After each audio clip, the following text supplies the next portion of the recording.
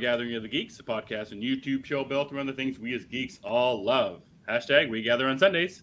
Thank you for checking out the one where Halloween ends. I'm one of your hosts, Emmet, and I'm joined by the Ted Lasso to my coach Beard, Chris Evans. Chris, you already got your Ted Lasso mustache in full Halloween form there. How's it going tonight? It's not good enough yet, but I'm hoping it'll get there. I usually don't like having the mustache, the mustache. I feel like a creep, but we're going to try. We're going to see how it goes. If it looks better before Halloween, I'll just use this. If not, they sell the Ted Lasso mustache. The little duster you can tape onto your face. Yeah, I don't know. We'll see if I get irritated with this one. That's usually what happens. I'm like, no, can't do this anymore. Yeah, guaranteed. I agree with you 100%. Just, all right, that's enough of this. Right. I might end up with a van by the end of the week. We'll see. Gathering of the Geeks is available on YouTube and wherever you get your podcast. Just search Gathering of the Geeks and you will find us. What's up to everybody in the comments? Nice and early already. Cookie Phil, Travis, Eric, DC Patrol, Lauren as well. How's it going on this fine Sunday evening? What's everybody gotten up to this week? What did everybody read? Is everyone getting real heavy into spooky season? We only got 2 weeks left till Halloween, which is surprising. October is already halfway over. It's just, it's going to be like, I'm frightened just to say this is going to be Christmas really soon. I'm not thinking about that. I'm just focused on Halloween. It's supposed to snow here this week on Wednesday, I think. So, yeah, it's the winter and fall is they're blending together quite quickly. Yeah, it got cold here today, so I had to dig out my hoodie. Yeah, that's good. But it's not even that cold. It's like 70 degrees, but it's windy. I was like, I just need my hoodie.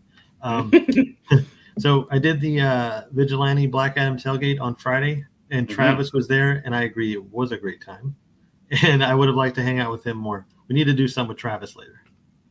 We gotta find something to do. Yeah, I watched some of the show. It was weird to see different people on there than B39 usually has on. Andy from Holy Badcast was on, which was a pretty crazy thing. Yeah, and a couple other people as well. Just like Travis, very cool. Yeah, Travis was different on there. Andy and Matt Shin, I think is how you pronounce it. Yeah, he's like a real person. He's like a politician or something. He's not Pinocchio? No, exactly. He's like a politician or something. No, he's a newscaster. That's what it is. Sorry. I knew he was in a level of something way above me. So I'd like to think he's Pinocchio. Politician. He's just I'm going to say he's not Pinocchio. We'll go with that. I like seeing Travis on there because Tim and Carlos were also there from the Nerd Room. So good Canadian connection, which I always like. But the thing about Halloween is, October. The whole month of October is Halloween. Let's face it. That's right.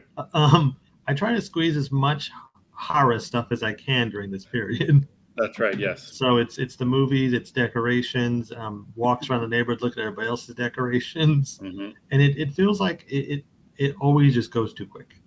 Always. Time flies when you're having fun, Chris. As I think Cookie's right here. It's because we're all having such a great October. I agree with you. Yeah. It actually has been pretty decent. For content, this has been a great October. Yes. Even September into October. It's been a great 2 months with so much starting and also ending in this little short period. So, Chris, I know you read a couple of horror books. What else did you get up to this week? I did. Yeah. So I read The Approach #1 from Boom Studios, which I remember the name.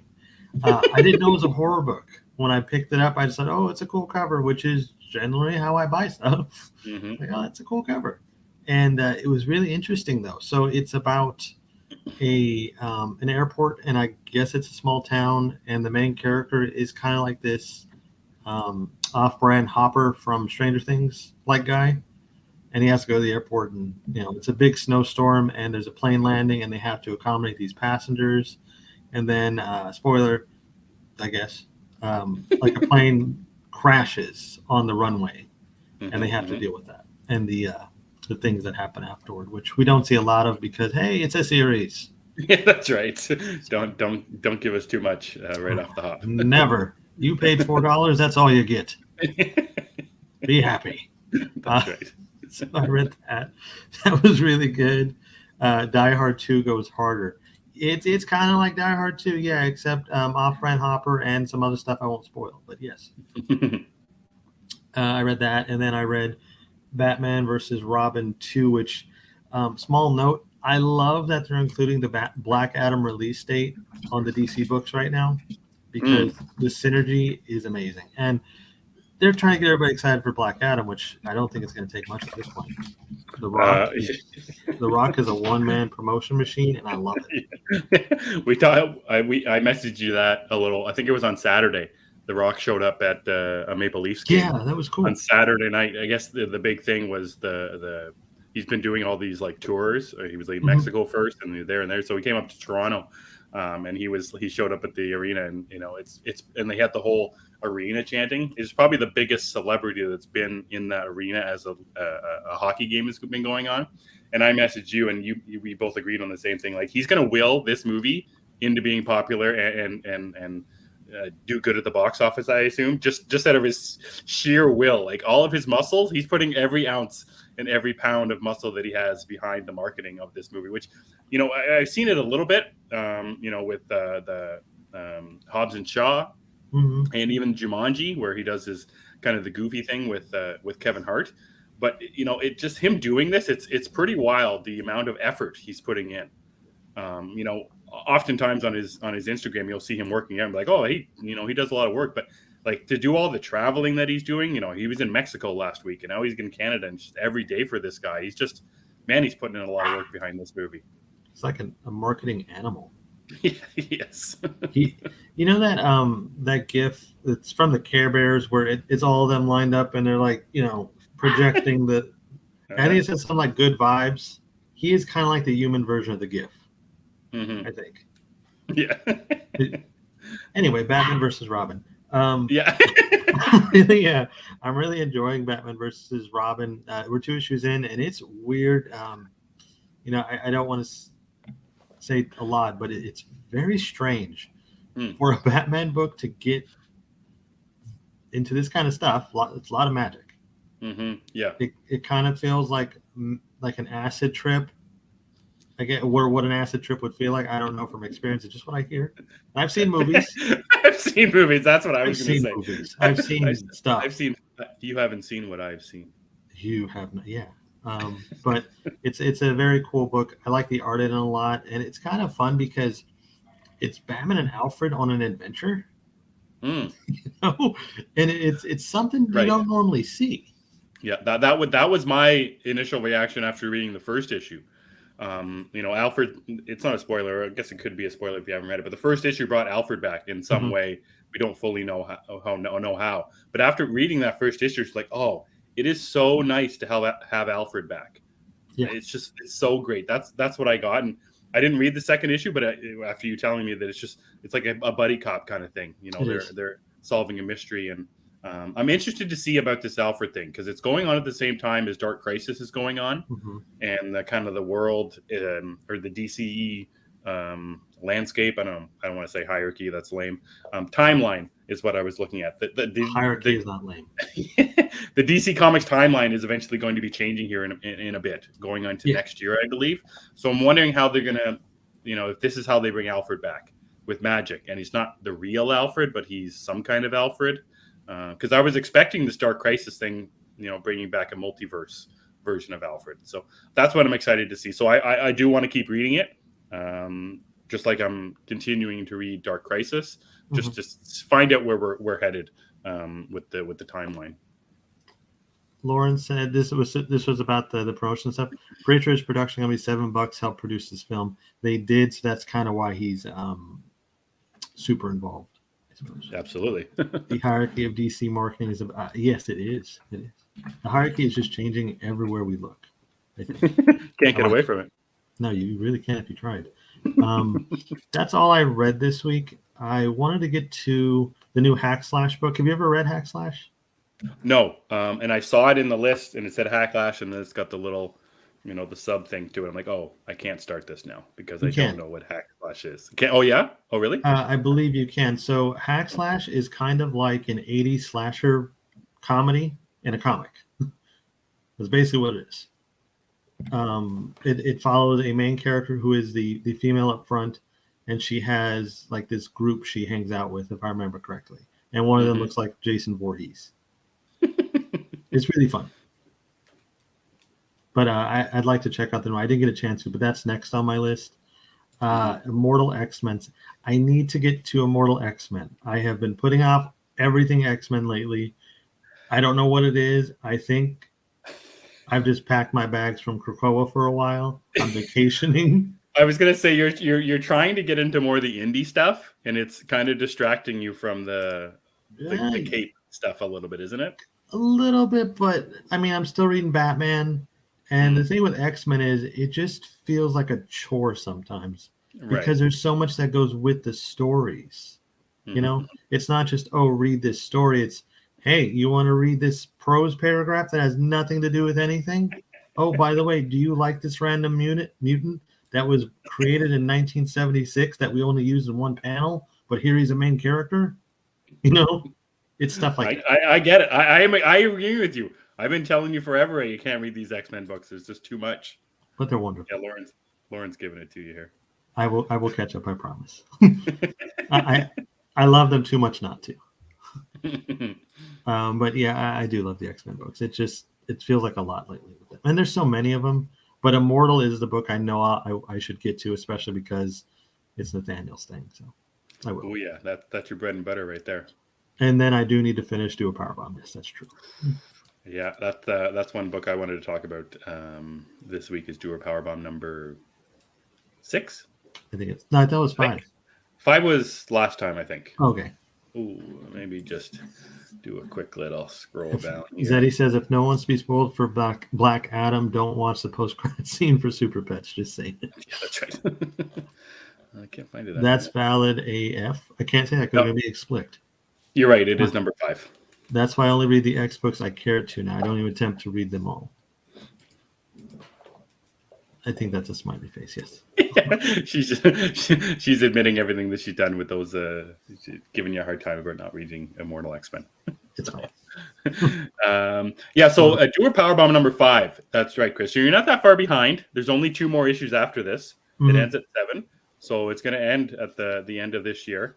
But one thing, and we briefly talked about this a couple of weeks ago, you know, and it's funny that we were talking about it at the start of this episode, how October is going to be over soon.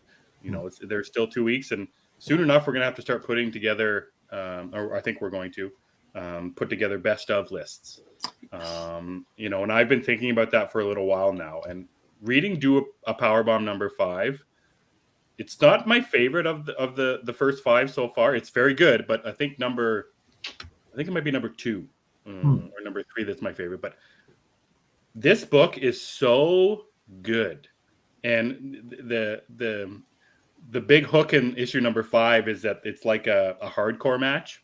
No DQ, no DQ, falls count anywhere. So it's like there's tacks, there's tables, there's it's like a ladder match kind of thing. It's just tables, ladders, and chairs. Oh my! It's just like that. You know, you could picture Mick Foley being in the front row of this and just screaming his head off of how much he loves it. But there, you know, much like other books like Murder Falcon and Wonder Woman Dead Earth, there's that subtle emotional beat throughout the books. Okay, so another thing, Philip Kennedy Johnson and Daniel Warren Johnson, I don't know which one's which anymore. There's 2. One of them exactly. One of them writes Superman, and one of them writes indie comics. Okay, Philip does Superman. Okay, so Daniel Warren Johnson, thank you. Yes. And I think for every time I talk about it, I get it reversed. I'm terrible with this. So Daniel Warren Johnson is one of the best writers in comics, and it's not that this comic surprised me because I knew about Murder Falcon and others. Just but it did surprise me. You know, his writing surprises me, and his art, which I know you're not the biggest fan of. You don't like the static nature to it, I guess is an easy way to say it. It reminds me of like old MTV cartoons. Sure. There's just something about Do a Powerbomb, though. It's creeping up to the best of my best of list, and number 5 is a pretty interesting, game-changing issue with only 2 more to go. So, Chris, I highly recommend before you read Immortal X-Men to finish Do a Powerbomb, just like just like Lauren says. I don't know. Sinister, do a power bomb. We'll have to see how this works out. That's right. That's a I good don't mix. know. Yeah, it is, but Nathaniel is important. He is an important fella, isn't he? And and Wolverine is always good too. Sure. So when we're talking the best of, it's not best of lists, not to spoil anything, but Twig is your number one, right? No? I still got time to fabricate my list, so we'll see if Fabricate. we'll I see like the choice of words. we'll see if I'm allowed on the stream if Twig is not in my not in my top list. Top What do of you mean my not in the top? Okay, we'll get there. We will get there. list. Yeah, that's right. Me not wanting Sinister for what? He needs to win every time. You got What about? you got to play the video, Chris. Play your video. Play your technical foul. You've had a couple instances here. Me I not. forget we have it. Yeah, that's right. I forget we have it. They keep the. You know what? This deserves the video. I think. That's a technical foul. Have they? I haven't noticed. I don't know actually. Hmm. I haven't noticed either. That would be a bummer. What's coming? They would probably just Says November 9th on. That's not far. League I thought. League I think of that was Comic wasn't that the original date? I remember it was like mid-November. I think so. I can't recall though. That's all I read this week, Chris. I know. I did want to get some more of your thoughts on the Spider-Man book that had just come out. I think that was 2 weeks ago that you had read. Was that 2 weeks ago? I have no sense of time. I was telling somebody yesterday. I only deal in release dates now. That's right. Last week was Halloween Ends, so I know that week. This week Right. is Black Adam, very excited, and Gotham Knights. So I can tell you which days are which from here. Okay. But after that, I go off the rails until I leave for Florida. Okay, so maybe I won't ask you about Spider-Man. Well, we can talk about. I remember the book. The book is good. I can talk Okay. about the book. So I didn't know this book was even coming. It surprised me that it was a thing. Amazing Spider-Man, regular Spider-Man. Where did you get? How did you get interested in this one? How did you? Sorry. How did you know it was coming? I or didn't. You just saw the cover and I just saw the cover. I saw the cover and I saw number one. And Spider-Man is a character who I like a lot in movies, cartoons, games, anything I've seen him in. I like Spider-Man, but when it comes to the comics, I just don't know a ton about him. So I just kind of read, what's popular. So I've read like some of the older stuff that was recommended to me by our friend Nico Caruso, and I went through some of that stuff. Like Life Story, I thought was fantastic. Yep. Spider-Man Blue is amazing, but that's also from Jeff Loeb, so you come to expect that. Sure. And so I saw this book as a number. I was like, oh, okay, cool. It's a new jumping on point, because I tried reading another Spider-Man book. I forgot which one it was, but it was supposed to be a new jumping on point, and it kind of wasn't. I was really confused by it. And so I was like, okay, let's give this one a shot. And lo and behold, I'm still confused, but this one was easier for me to understand because it's more about the Spider-Verse, and I get the Spider-Verse concepts. I saw. I think you were responding to somebody about the Spider-Verse. So this, our friend Ryan. Does it have Miles in it, or like Spider-Pig, like that Spider-Verse? It has a little bit of everybody. Oh, cool. Like Spider-Woman was in it. Spider-Gwen, I believe. Spider-Man Noir was in it. And I hear Nicolas Cage when I read him. Of course. Yeah. And then they had that new, I guess he's a new Spider-Man called Moreland. He looks like Morbius, kind of. Oh. Like the animated Morbius, remember from the Spider-Man cartoon? Yeah, with the trench coat. Love it. Yeah, he looks like that. So it's a little hard to follow, but I think if you understand the Spider-Verse as a concept, it's not too difficult. There's another Spider-Man book out this coming week. Deadly Neighborhood Spider-Man. Oh, is there? Okay, I might read that too. Yeah. Is that a number one? Yeah, it's a first one. It says Okay. It's a revolutionary dark take on Spider-Man begins here. What is reality and what is a dream? What is science and what is magic? So looks like something a little different for the Spider crew out there. I'm in. Was the technical foul thing is anything? I don't remember. I can't remember what it was. I thought it was me. I don't know. but it's on here now. I can't. Oh, maybe it's because he just wouldn't stop asking me about my Batman Beyond set. We do. I saw the Batman Beyond Battering or something. Oh, okay. I thought it was about the box set.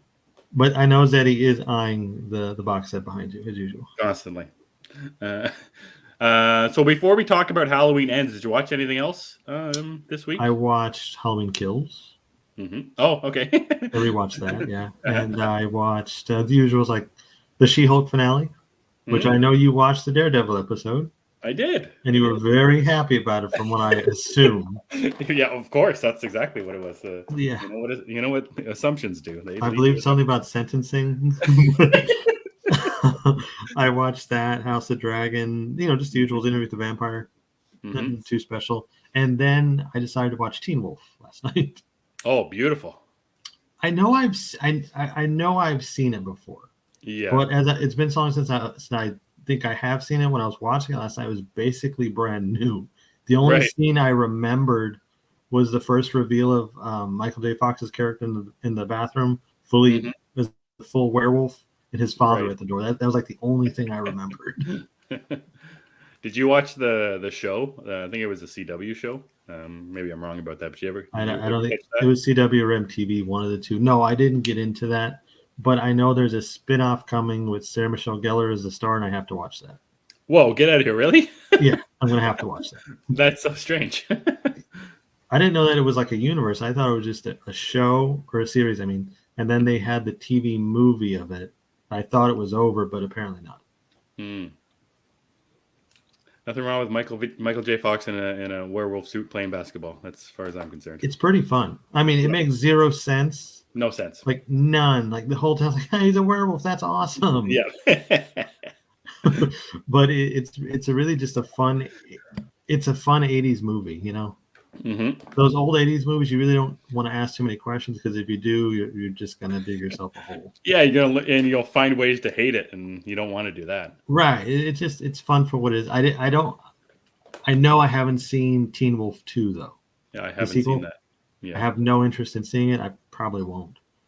Well, I think Michael J. Fox is a good seller for number one too. I forget who is it in number two. It's Jason Bateman.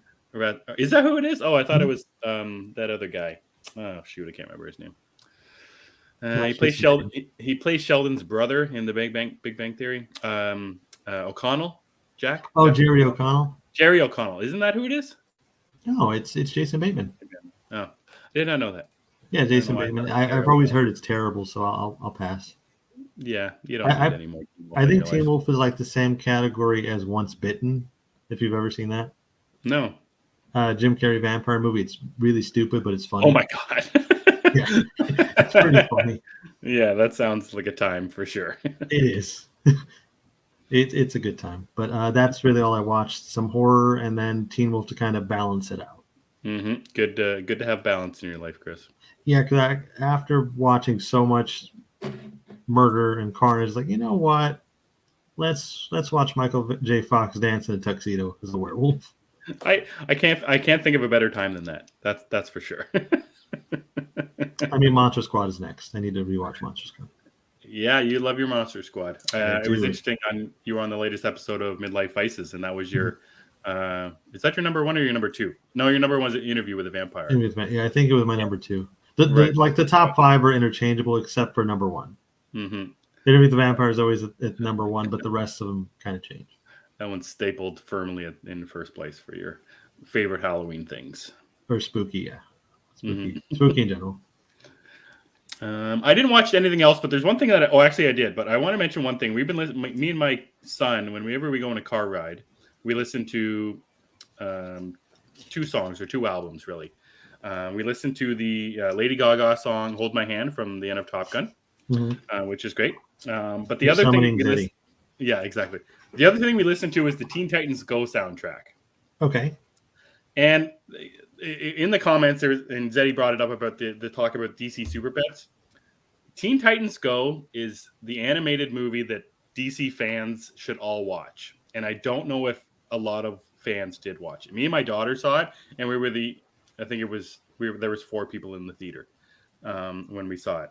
I just love the Teen Titans Go to the Movies movie. Teen Titans Go to the movie so much. It's called? Yeah, Teen Titans Go to the Movies. Okay. It's so much fun. It's full of so much DC lore, DC Easter eggs. You know that DC car movie that we got now, Bat Wheels. Bat Wheels. Yeah. Hmm. So in Teen Titans Go, they're showing a trailer for movies. One of them is Alfred, and the other one is a Bat car movie. Oh, that's funny. So it's like they made that movie. They took the idea from Teen Titans Go. Anyway, so I don't think you've seen it, Chris. I think you should. I think you would love it. It's incredibly hilarious. It's got great music, a great score all around, and a kind of a funny story. But if you don't think about that too much. But you know, in the world of DC animated stuff, you know, a lot of talk about the DC Super Pets, where it's very kid friendly. Teen Titans Go is good for the opposite side. I don't know if you've seen any of the TV show. I like the TV show. It's funny. Okay, it's like that, but just amplified a little bit more. You know, and it skews a little bit more to that adult range, a little bit with some of its jokes, especially if you're a fan of the Harley Quinn show. Mm-hmm. It's not that far, but there is some sex jokes and death jokes. You know, there's a scene where they're trying to put the DC timeline back together, and they push Bruce Wayne and his family down that alleyway,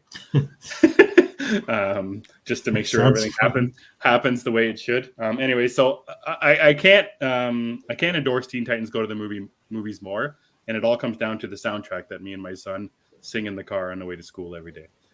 So just kind of a subtle endorsement for Teen Titans Go right there. And Lady Gaga. And Lady Gaga, hold my hand. I told him to clean his room. I told him to clean his room today, and he went in there, closed the door, and put that on his on a little Google speaker thing. Pretty solid choice. And he asked just to play that horn, so it's fun hearing my son sing "Hold My Hand" from Lady Gaga while he cleans his room. And I hum it to myself too. Great song. Chris, you want to talk about Halloween Ends, man? I think there's a lot to talk about. I'm excited to talk about it. Yes, there's a lot. I'm going to put a little thing. Maybe I'll do a banner here and put spoilers. Are we doing spoilers? I think we should. I think I want to talk about it as much as possible. Okay. You know, there was multiple different ways to watch this movie this weekend. You could have watched it at home like I did, or you could have gone to the movie theater as well. So I do want to talk spoilers, but maybe we don't have to be overtly spoilery about it, but I don't want to hide anything because there's a lot. Everybody dies. Yeah, that's true. There's just so much in this movie that I feel like I do want to get to. So Chris, give me just some. You did watch Kills, Yes.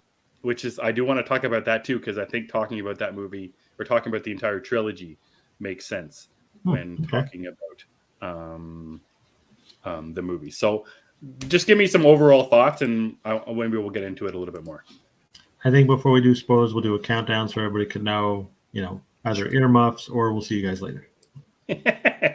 Or just watch it. I mean, whatever you want to do. It's up to you. Yeah, sure. Overall thoughts on Halloween Ends.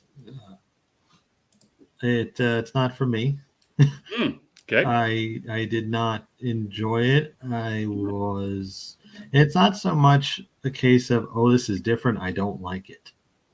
It's not really that, because I do understand we have had, just off the top of my head, I think there's been 6 movies total where it's been Laurie versus Michael in a showdown kind of thing.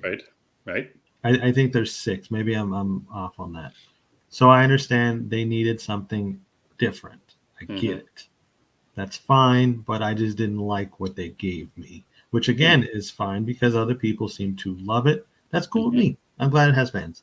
But for me, I thought that it was kind of boring, actually.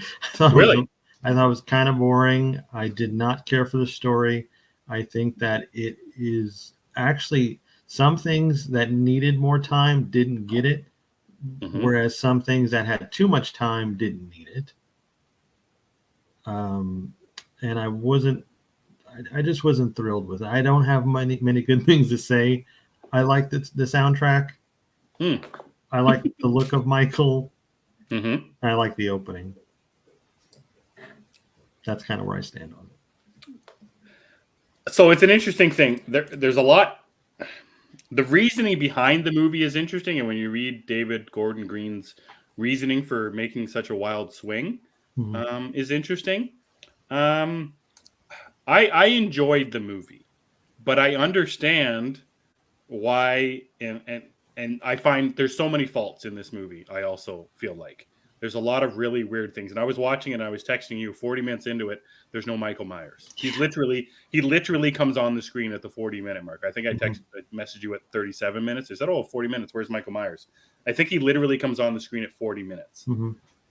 So it was a very interesting take, and it took me a while to realize what they were doing too, with the character of Corey. Very interesting idea. And that was my biggest thing, is I didn't get and feel and understand his motivation. This idea of the town is traumatized by the events, and the time jump is also really strange. It is. I don't know why you needed the time jump. You could have made it work a little bit better. So one thing I did want to bring up, and we can blend it in. Do you think this would have worked better as the second movie, and Halloween Kills as the trilogy, as the third movie in the trilogy? No. No, I think this story, would have fit better if it was not in this trilogy. Like, if you did not have Laurie Strode, I think this concept would have killed. No pun, not a pun, but I think it really would have done very well if it was not this trilogy particularly. Like, if this was just, I don't know, Halloween Vengeance or Halloween Corey's Revenge, I don't give a shit. It could have been. I think that would have worked better. what about the oh man, it's so weird that they decided to do this with Michael Myers, that they decided to make him not the main character along with Laurie. I think we're about to do a spoiler countdown. We got it on the screen, man. No, I'm just saying there. because what I want to talk about is very spoilery right now. Okay. So, the thing about Michael Myers to me is that if you look at most of the movies, he's always portrayed as just a man. Like, in some of them, they tried to make him like a cult project. In the Rob Zombie ones, he is just a big upset dude. Yes. But if you just go by Halloween 1, which technically these are the sequels to, if you just go by Halloween 1, he is just a man. And we see that man get arrested in these sequels. So if you think about it, in Halloween 2018, he doesn't take a lot of damage. He escapes the fire and he's basically okay for the most part. Right. But at the same time, when you see him at the start of 2018, he is clearly an older man at that point. And it's not like he was living on the lam. He was living, in a facility. He was taken care of. So any wounds that he had were healed. So anyway, Halloween Kills, they do this mob execution type thing. Right. So they do that, and he takes some damage, but not enough, I guess, to kill him. So it makes sense to me. I know I'm getting long-winded about this, but it makes sense to me that with him being a normal guy, he's got to be pushing 60 or 70 by the time we get to ends. Yep. And he took a lot of damage and kills. So in this series, the one thing it did is it really pushed that. It drove that point home. Michael is a man. He's not a spirit. He's not a puppet. He's not a demon. And so with that in mind, again, I get why they wanted to do something different. And that's fine. Because I think that it wasn't a bad idea. It wasn't. But it also took away the mystique of Michael, because I never needed it really pushed in my face. This is a man. You know what I mean? I never needed that. I guess some people prefer it, which is cool. I agree with that. And I think that the idea of the mask is the point of him not being a man. The mask, covers up that he's a man. And it kind of also feels like they took Joker which I'm not a fan of. Oh boy. And they smashed it together with Halloween H2O, which I am a fan of. Okay. That's what this feels like. They took those two movies, smashed them together, and they had a baby. This is the love child. Mm-hmm. That's what I get out of it. So I think we can both agree that we don't like the Corey character and the reasoning behind the character. Like him being, I guess I can buy that he was traumatized, obviously, from what he happened. That opening scene is pretty freaking wild and quite a surprise to me. What happens to the little boy that he's babysitting? But then it's after that moment where he's.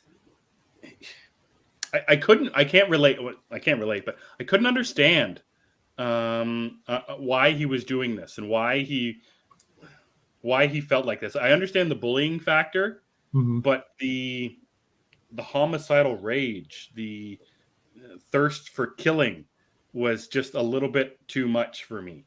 And so I didn't like that. I also didn't understand the relationship he was having with Laurie's granddaughter. I can't remember her name. Allison. I didn't buy that at all. I didn't buy their relationship at all. That she would fall for this guy instantly like that. So I didn't buy that at all. The other thing that really bothered me was Laurie Homemaker at the start. I like that. She's knitting and she's calm and she's cool and she's going to the grocery store. That's such a big change, and I guess it's been 4 years. I get that. Yeah, she's healed. She hasn't, and I don't think she should have. I don't like that they changed her character so much from the Halloween. What are we calling it? Halloween 2018. Yeah, 2018. Where she's like the military woman. She's the scraggled. She's built up, and we get that in 2 or Halloween Kills, and then by the third one she's completely different. And when you take it back to the old ones, they kept her character, I think, more or less the same from the first one all the way to Resurrection. She doesn't really overly change that much. No, she well, in the first one, of course, she's a babysitter, happy-go-lucky teenager, fine. Second one, yeah, she's in the hospital for the majority of it, and then when she makes a return H2O, it's kind of like what you see here. Okay. She's the head of the. I want to say she was like not a principal, but like a big part of a school. They hinted at like a drinking problem, but she was pretty much well put together. She had some fears and stuff, but she was okay for the most part. So maybe I don't. It's not that I didn't like the Laurie Homemaker, but I didn't agree that from Halloween 2018, where Michael's locked away, he's been there for a very, very long time, and she's still nervous. But now that he's out, by this Halloween Kill, she's exactly the same. But then by Ends, she's completely different when Michael is still out there. He's still out there. So I didn't get this. Why is she calm now? I guess she's writing this book about trauma and such, but I just didn't like the through line from Halloween 2018 to the beginning of Ends, where she's calm and cool. I just didn't appreciate that kind of thing. I actually didn't mind it because I thought that it made sense in a way, because she spent her whole life in that trauma and living as a result of it and pushing everyone away, destroying her own life. And then, her daughter gets murdered. And it's like, well, now I have the granddaughter to take care of. I can either stick us in a basement, blast from the past style, or we could live our lives. So she finally decides to live her life. And I like that. Also, she made pumpkin pie, which I also appreciate. Maybe that's why I don't like her. I don't like pumpkin pie. That's what it is. I get what you mean, though. It's so End is like a whole different thing. Even with Allison, Allison didn't feel the same to me either. No. Phil said I took it as she's trying to live with her trauma and grief. Yeah, I could see that too. Cookie also liked the Homemaker was a highlight. Because she makes pumpkin pie. That's kind of a difference maker. Yeah, okay. You pumpkin pie lovers. And then I forgot why she flips off the camera. And I was thinking, man, that's some Danny McBride stuff right there. Yeah. And, and then what was she doing? Show me your titties? Is that what she said? Yeah. It's like, yeah. So they let Danny McBride write one scene, and this is what he did with it. Well, yeah, like, and she's still, she carried around the knife, and she's cool for, stabbing teenagers' tires and that kind of thing. So I just didn't appreciate that kind of stuff. What else didn't I like about it? I liked a lot of the kills in the movie. I like the specifically the kill of the DJ, where he cuts his tongue off, and it's that was it's on the record, spinning around. So I like that kind of thing. But it's interesting the way they built this movie up as the final confrontation. And there's lots goes into movie trailers and marketing. And I think maybe do you feel if you were sold something differently, you would have felt differently about the movie? I didn't see any trailers. Okay. I think I saw the first teaser and that was it. So I didn't expect the Corey angle at all. So it was quite the surprise to me as well. And that, I think, and this is why I mentioned that I think it would have been interesting if this was the second movie in the trilogy and then Kills was the end. A lot of people are looking, and this is I guess you make it a four. It's basically 4 movies, right? Yeah. Halloween 1970, whatever, and then 2018 Kills, and then ends. It's just interesting that when you think about it that way, and I know you mentioned that there's been obviously lots of other Halloween movies before it, but the build up to be there a finality between Laurie and Michael. In the context of there being only 4 movies in this universe, I still feel like a final confrontation, a grandiose battle would have done so much better than what we got here. But do you understand what they were? Again, you've already said that you understand what they were trying to do, but it didn't work for you. So maybe just the more or less the 5 minutes of Laurie and Michael really becoming or coming face to face with each other. How'd you feel about that overall? Yeah, it's kind of like too little, too late in a way. Because by the time that came, I was like, oh, okay, I guess we're going to do this now. I didn't care as much. And there really wasn't the build up to it. So it didn't. It's kind of like if, let's say, Batman's eating a McDonald's drive-through, he's in the Batmobile, sitting, eating a double cheeseburger or something. Yeah. And then the Joker gingerly just, like, carelessly just walks into the McDonald's. That's right. And Batman just shows up, you can't order that. And that's it. I think I just got laryngitis from doing that. But that's kind of the equivalent, in my opinion. And the fight is fine. I think it's fine. And again, it pushes home that he is a man. She traps him with a refrigerator. Yeah. So, and I kind of thought the bloodletting was interesting because I don't know if we've really ever seen Michael bleed. Phil is in the comments, so he might have to help me out on that one. But I don't think we've seen Michael bleed before. I feel like I've seen it. What is it in the original? His eyeball. He gets stabbed in the eye with something. Yeah, we see the streaks on the map. I guess that sure, but like not large scale bleeding. All the stuff that they've done to him, they shoot him, stab him. They lit him on fire a couple of times. Busta Rhymes kicks him. I don't think he's ever had this. So that was cool, and the fight is pretty vicious, so I like that. But it just felt like it was too little, too late. But it is a cool fight. Yeah, too little, too late, and there's 2 movies in this movie. It feels like. It does feel like that. There's the Corey angle, and then there's Laurie and Michael, obviously. So I wonder, your initial tweet about it was pretty harsh. You compared it to Halloween 2, the Rob Zombie one. I said what I said. You said what you said. What do you think about rewatches of this movie and the trilogy on the whole? Before we get to that, Cookie said, I like the final fight. Basically, I like the opening and the end, just not the Lifetime movie obsessive boyfriend middle. That I think if I had to like a review that I feel, yes, that's me. This is the one. That's kind of where I'm at. Yeah, the Michael Myers stuff and like a little bit of the Corey stuff with his babysitting adventures.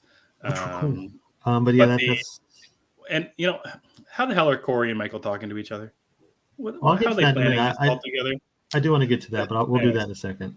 Okay. As far as rewatching goes, yeah, I hate to say it, when I want to rewatch the Halloween films, this goes on the chopping block with those other ones. Mm-hmm. I will watch 2018 and Kills with no problem. This one, I'm going to have to say, like, do I want to sit through this again? Right. And again, people like it. I'm glad they like it, as always. Yep. And it's just not. I want to be one of you guys who love it.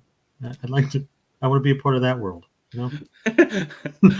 I'm on that side every time people are talking about Marvel movies, so Marvel TV shows. So I want to be a part of your world. Yeah. So then let's go ahead and. Well, first, do you think you're going to rewatch this? Because I think it'll be at least next Halloween for me. So I actually like this one more than I like Kills. Okay. I hate Halloween Kills. I cannot stand the vigilante aspect of that movie. Vigilante justice. I cannot stand it. I cannot stand the ending where they're all beaten down on him, and then that was cool. That was cool. Finish him off. He's right there. Why are you letting him get up? Anyway, so I watched that movie in the theater. But man, I've watched some movies in theater that really discourage my love of movie theaters, and maybe that's why. Maybe I should only see good movies in the movie theater. But I cannot stand Halloween Kills in the vigilante justice angle of that movie. Again, I feel like there's two movies in that movie as well. So I at this point I'll have to rewatch. I'm actually looking forward to rewatching the three of them again. But at this point, yes, I think I'll watch Ends again. I'm interested to see about the relationship with Corey and Michael and see how it works. Exactly. So yes, I think I will, and I think a nice Halloween rewatch of these three, and maybe just throwing in the original Halloween will be interesting, because trying to watch all of the Halloween movies can be difficult, because there's every time Halloween comes around, there's a picture I see online about the timeline. Yeah, this one goes to this one, and then you watch these. I think it's pretty simple to follow, though. Well, it is, but there's just so many movies. Yeah, there is. And trying to decide, okay, well, do I watch 3 and do I watch 1 and 2, and then anyways. So, well, my rewatch list is basically all of them except the 2 zombie ones and Resurrection. Sure. That's kind of where I'm at. I'll watch all of them except those, and I guess with this one, like I said, I think it'll end up on the chopping block as far as that goes too, but. Mm-hmm. I'll reevaluate next Halloween, probably. Sounds great. It sounds good. One of the things that I think, I don't know if I hated it or I just didn't like it, was the sewer meeting. So Michael Myers is essentially an evil Ninja Turtle in this movie. Yeah, I said he was a troll living underneath a bridge. Yeah, he's a troll. He's a Ninja Turtle. He just hides in there, eating people or whatever. And he has the homeless man watching his entrance. I don't know. That didn't sit well with me. And then it's like Corey and him have some type of understanding, which I thought that was cool, actually. The eyeball thing? Yeah, like he's seeing himself, because they talked about reflection a lot in Kills. That's right. So I like the comeback to that, or the callback to it. Like, okay, that's neat. Mm-hmm. But then, like, Corey goes back to him and teach me, Sensei. Yep, teach me how to murder. Yeah. Like, okay. And you get that so the doctor scene with the assistant. Yeah. That was really cool. Right. But then that was it. It's like, oh, I thought you guys were like a duo now, Yeah. High five as they walk out the door. Why was there no jumping high fives? I would have been in for that. I was waiting for him to talk. I was too. I was like, oh no, they're gonna do it. And like, because leading up to the movie, I was like, oh, the swings and misses and the creative choices. I'm like, oh no, they're doing Halloween 2. Rob Zombie's Halloween 2. In the context of this, though, I think I would have been fine with him speaking, because it would have made sense. No one really ever tries to talk to him. Like, nobody tries to have a conversation with Michael, unless you're Dr. Loomis. That's right. So this kid, hey, let's talk. I thought maybe he'll talk, and that would be fine. It would have been interesting. It would have been interesting. I would have been okay with that. Like, tell me your secrets, Michael. Well, I hate my sister. Fine. But we didn't get that. Instead, he's just like a quiet Ninja Turtle troll. So weird. The swings they take in this movie are quite. And they do it. There's a lot of them too. It's not a simple thing where they just introduce the kid. throughout the movie, there's a lot of we're doing something deliberate here. And in the comments here, Eddie asked Phil about the title card, how it was blue, and it's blue in the Season of the Witch as well. So like they're telling us, subconsciously, we're doing something different here. I just don't know if this was the right one to do, the right way to end this little trilogy of movies that I think overall have hit with people. Kill and Halloween 2018. And it is interesting. We talked about it. It's just seeing Michael over and over again and Laurie over and over again. You do need to try something, and I felt like they did that with Kills a little bit with the vigilante thing. Yeah. And again, for me, it didn't work. And in this case, them trying to reinvent the wheel, it just sometimes it doesn't work. And I don't know if there's a right way to do it, Chris. Is there a right way to just make a Halloween movie anymore? The next thing, David Gordon Green's doing The Exorcist for Blumhouse after this. Oh, is he? He is. So again, is just a retelling of the story worth it, or adding in something that's going to get people's attention? Because I think Halloween Ends is doing quite good at the theater, and it's also on Peacock, so it's doing the double dose. So it's an interesting way, and we've talked about adaptations before, and how do you make something that's fresh? We're talking about that right now in Interview with the Geeks with Cookie. How do you adapt beloved books and a beloved movie and make it fresh overall? By the way, I can't wait to talk about episode 4. That's going to be a real good time. I'm just saying. So what do you think, Chris? Adaptations, trying to change it, trying to give us something new. With Halloween specifically, I don't think so. You can do the formula. Michael comes to town. It's Halloween. He wants to kill some teenagers. Yeah, you can do it. Yeah. But there's nothing wrong, and I applaud them for wanting to add some substance to it and wanting to change stuff up. You got to try it. If you don't, if these filmmakers don't try different things, we're going to end up with these just basic remakes over and over again. And nobody wants to see that, because they could have made this another Laurie versus Michael movie. But let's get to be honest, at the end of the day, we would have all been complaining. We've seen this before. Yeah. Why do we see this again? We got 3 movies of this. Yep. And you really can't please anybody. That's kind of the way it works. Yep. So just please who you can and tell the story you want to tell. Mm-hmm. That's kind of the way I'm looking at it. And if it doesn't hit for me, it doesn't hit for me. But I think. But you were really excited about liking this movie. Oh, I'm crushed, defeated. Yes. Thank you. I wanted you to say that. As far as like my anticipation of things go, Monsters was terrible. I didn't love Werewolf by Night. I don't like this. I'm 3 for 3 at the moment. So, I'm defeated right now, but I know there'll be another Halloween, or I have 25 of them to go back and watch that I do like. So it's cool with me. Yeah. Yeah. It'll be interesting if and when they ever do reboot the series. I'm sure they will. Because I felt like they did a really interesting way of doing it, how they, made a sequel to Halloween, the original. And we saw with Rob Zombie's Halloween, he tried to do it straight up, tried to reboot the whole thing, and how it, it works, and sometimes it doesn't work. It's just really interesting how adaptations work, and, remaking beloved things overall. If they want to call me like Blumhouse, I will get the next version started. We're going to treat Michael like the Sanderson sisters. It's going to be a good time. My family watched that today, Hocus Pocus 2. Fun. Good fun. Absolutely good fun. Anything else you want to talk about with Halloween Ends, Chris, before we wrap that up? If you haven't seen it, I hope you do see it and you enjoy it. I agree. It's a good watch. It's a good spooky watch. Good spooky watch. It's got some good kills if that's all you're interested in. And it's got a lot of substance if you're interested in the substance that they're giving you. And it is the end of the trilogy. So, and I think if you like Joker and you kind of like H2O, you'll be happy. We're gonna have to watch H2O just to put it all together. Have you ever seen H2O? I don't know if I have. I think I've seen the one with the house where they put the video cameras in the house. That's Resurrection. We don't speak that's to that the one one I've very seen. often. So H2O, is that the one where he gets his head cut off? Yeah. And it's not him. Right, but you don't know that till Resurrection.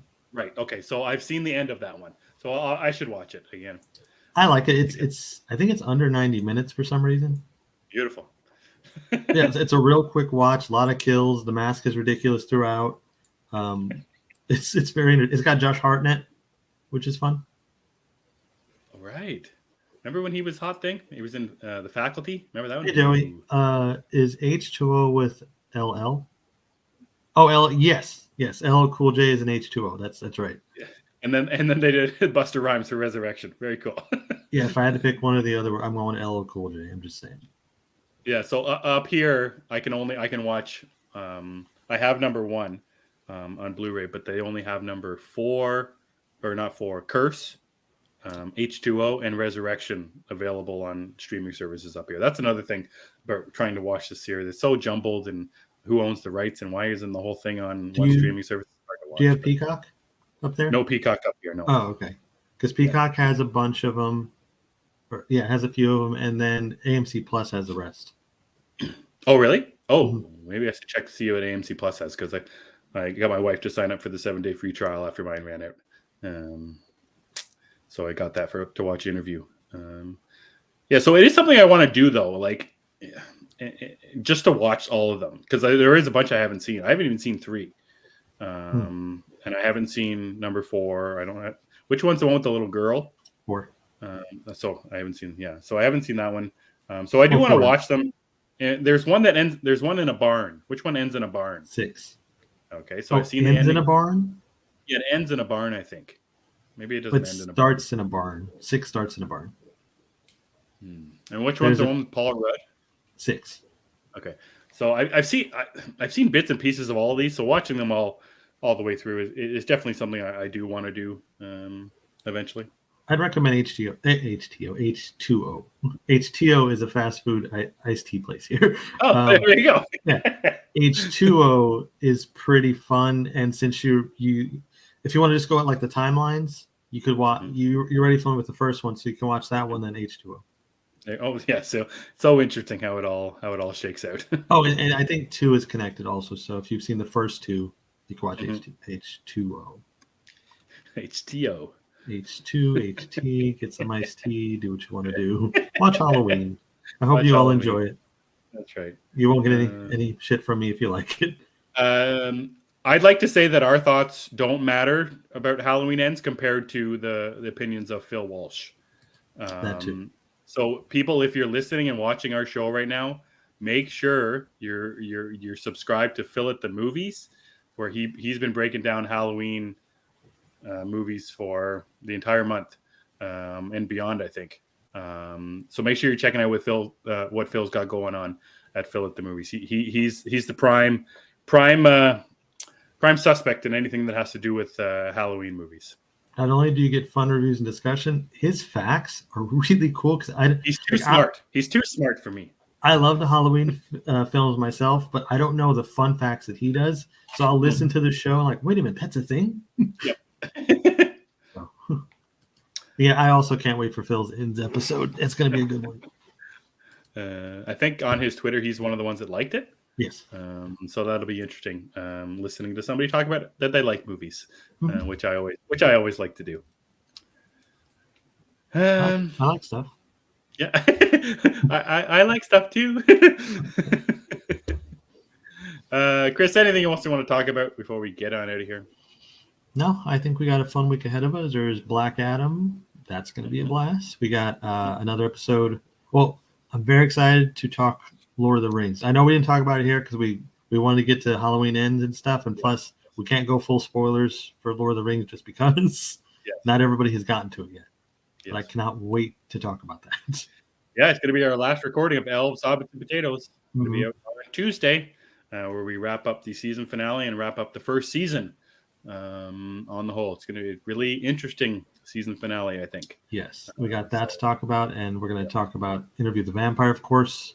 I got Gotham Knights this week. That's going to be fun. So I'm just looking forward.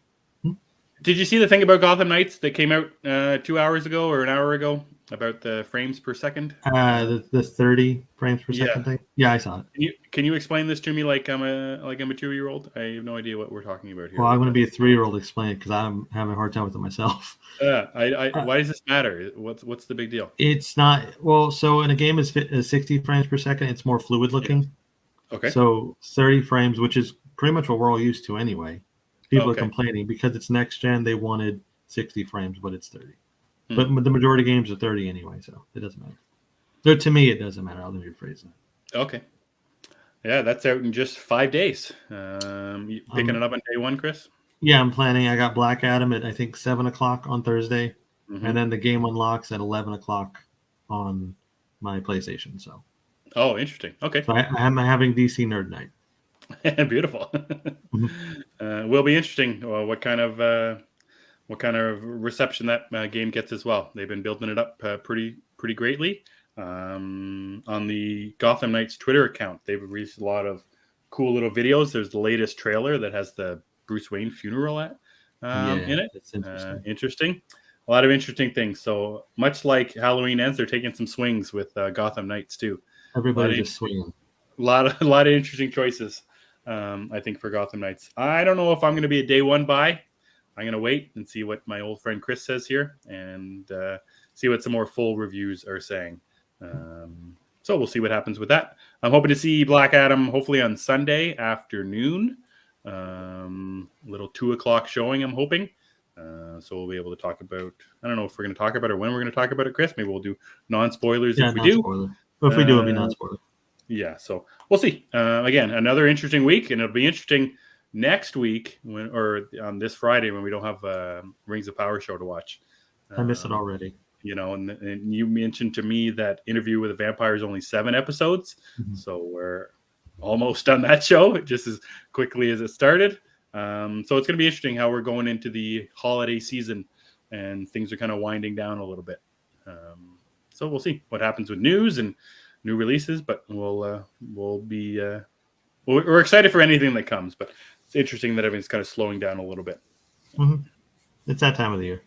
Yeah. All right, Chris, let's get out of here. Hit us up with some plugs, man. Sure. You guys can follow me on Twitter at thatchris70. As always, I prefer you guys follow the show at G of the Geeks. Emmet is better with the YouTube plugs and all that stuff, so he'll take over. You can follow me on Twitter at EmmettDavis7, but like Chris said, just hit us up G of the Geeks on Twitter. We are available wherever you get your podcasts and on YouTube, obviously. Just search Gathering of Geeks and you will find us. We don't have a real fancy, we don't have a poll for science up this week, but we did want to know what you thought of the Rings of Power finale. So if you have watched it and you haven't commented on the poll, head over to our Twitter account and let us know. I want to say thanks to everybody in the comments tonight, as always. Zeddy, Phil, Eric, Cookie, Lauren, Travis, Joey, DC Patrol right up at the hop. I think that's everybody. Thanks so much for watching, as you guys do usually every Sunday. So in saying all that, for Chris and I am Emmet. I hope Chris gets his Ted Lasso costume, and we gather on Sundays. Remember, it's not who you are underneath, but what you do that defines you.